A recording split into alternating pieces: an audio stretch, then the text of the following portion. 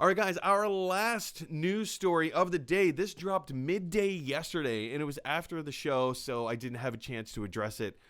This is mammoth. This is the news story that I've been waiting to talk about ever since I heard about it yesterday. Alfred Molina is reprising his role as Dr. Octopus in the upcoming Tom Holland Marvel Studios glory pick, Spider-Man 3, currently untitled.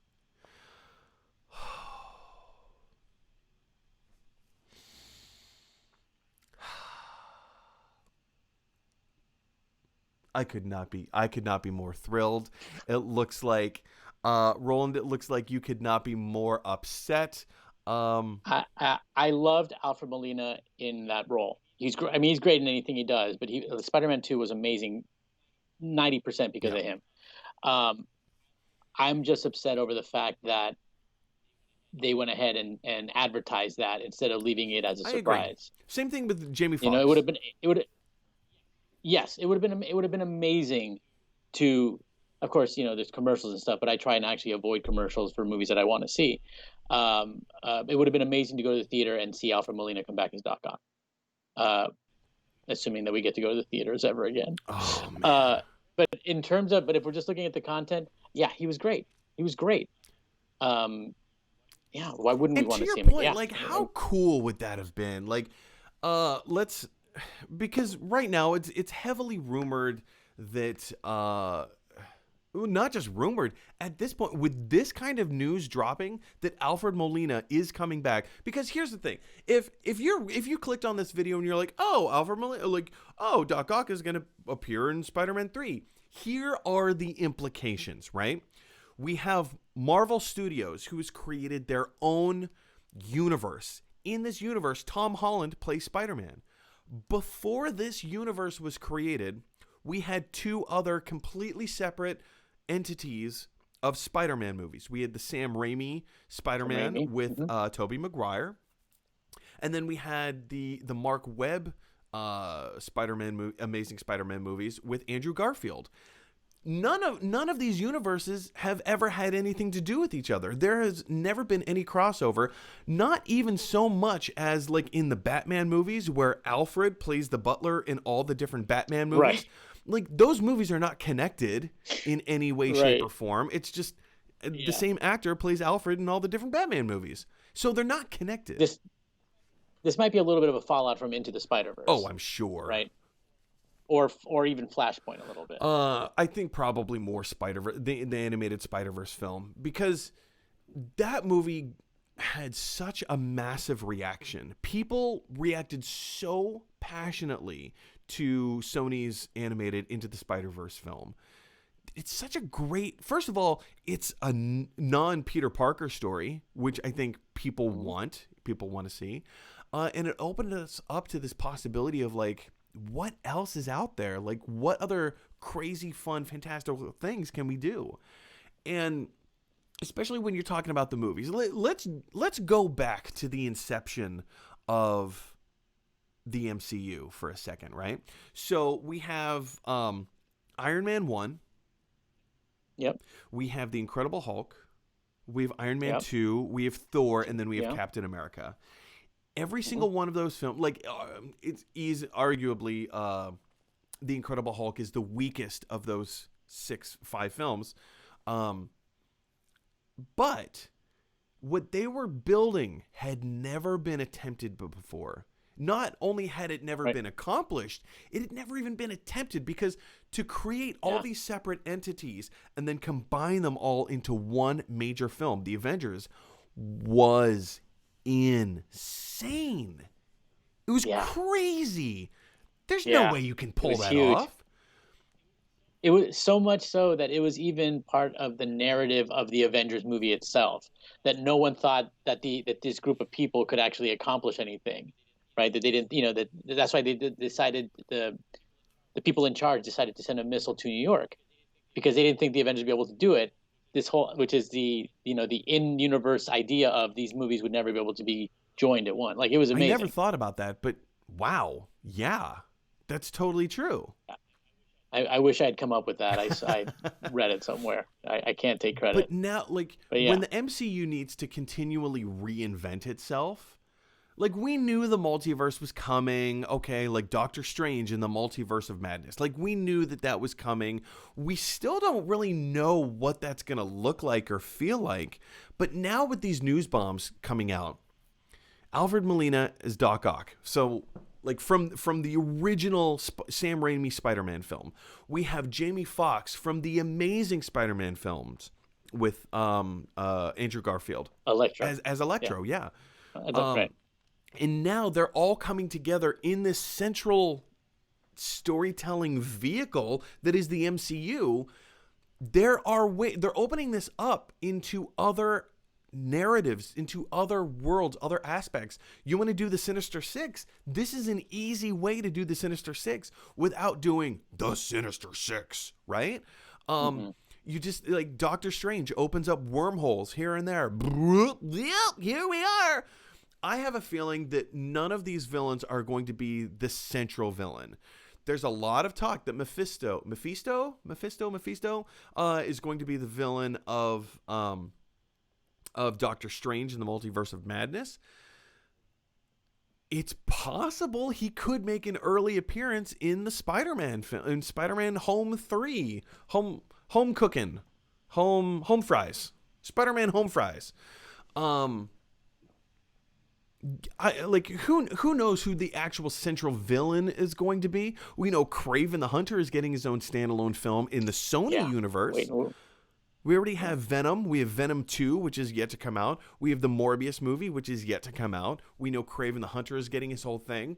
There is so much. Do you remember back when I think it was a D23, just before D23, there was this big announcement that Marvel Studios and Sony Pictures have severed ties with each other.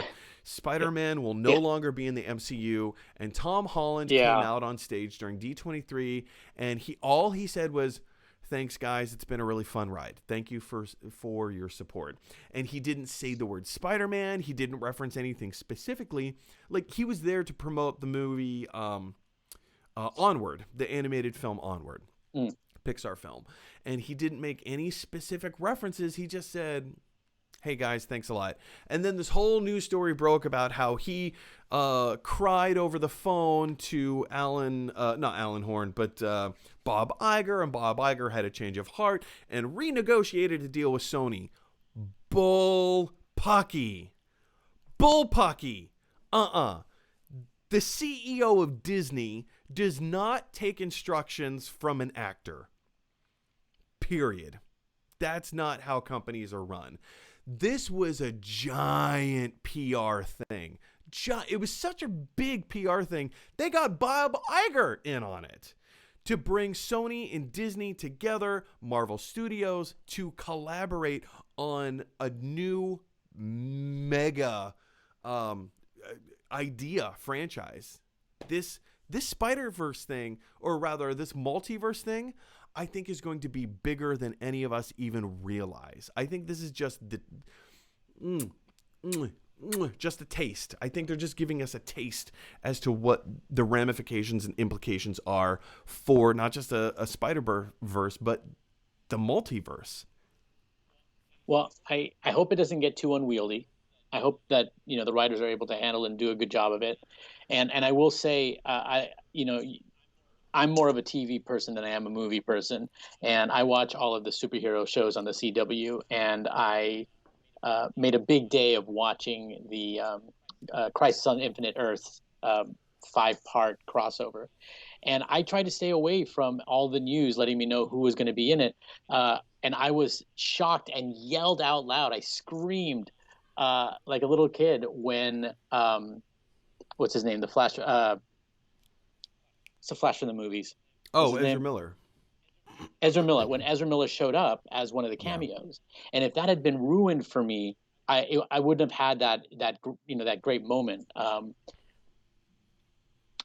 I hope that if they do this, if they start going with the multiverse and they start getting all these little cameos and stuff, that they don't give all of them out to us before the movie actually comes out.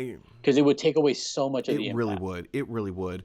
And I think that's what, because, you know, Jamie Foxx tweeted out something like, hey, all the different Spider-Mans in one movie, or something like that. And then, you know, 10 minutes later, the tweet was taken down, but the damage had been done, right? So, I mean, it's rumored. It has not been confirmed. It's heavily rumored that Andrew Garfield and Tobey Maguire will be making appearances. Like, that would be awesome. That'd be great. But yeah, it would really be great to see that. You know, another big concern with this is that there are going to be too many characters in this film. We've seen that happen time and time and time again, where you try to pack too many people into one narrative story and it just becomes bogged down. And yes, but when we've seen that happen, it's usually not. It hasn't been in the MCU. The MCU managed to do the Avengers, Infinity War, Captain America: Civil War, Endgame, and those are huge numbers of characters, and they did it justice. They did a great job. I'm in the capable hands of the MCU. I think I would expect that to go well versus giving it to Sony and letting them do what they did with Amazing Spider-Man 2 and with Spider-Man 3 in the Sam Raimi era. You know, in that same vein, I would love to get a dollar bill that has Kevin Feige's face on it instead of George Washington that says, "In Kevin Feige, I trust." Because that's how I feel. I feel like with Kevin Feige at the helm, he knows what he's doing. He knows what he's building, and he knows what he's building towards. You know, this whole move towards Disney Plus and the smaller screen and storytelling, I think, is a genius move. Dare I say, prophetic in a certain sense, given the state of the world that we're in. Of course, there was no writing on the wall. There was no way to anticipate a worldwide pandemic. However, you know, seeing that we're able to get this level of storytelling on the small screen, which will bleed into the big screen, which will bleed back into the small screen, and, you know, one thing will just feed the next, I think it's genius. Now, see, that's what we all thought was going to happen when Agents of S.H.I.E.L.D. came on the air. Yeah. And when Netflix had their Defenders, the Daredevil, Jessica Jones, Luke Cage, and all that. And it didn't really happen. That feeding back and forth didn't happen. I think it would be amazing if it does happen, and I think MCU could do it. I just don't know if they're going to do it. I think the closest thing to that ever happened was, didn't Maria Hill, Lady Sif, and Sam Jackson at one point make minor appearances in Agents of S.H.I.E.L.D.? And it was just very minor, bloop. But that was not, that was it. And they made allusions to, like, Hulk in Daredevil. I think they have a newspaper clipping of Hulk smashing stuff, but that was it. There were no rewards for people who were watching everything. No, and that's not taking anything away from Daredevil. I think The Punisher is the best of the Netflix Defenders television shows. I think Daredevil is close second, followed by Jessica Jones, and then we'll just forget about the other three. I like Luke Cage. The first half of the first season of Luke Cage was brilliant. Second half of the first season was garbage, and the entire second season was garbage. I would have liked to see where it went in the third season. And the Defenders was awful. It was terrible. Oh, it was so bad. It was terrible. It was so bad.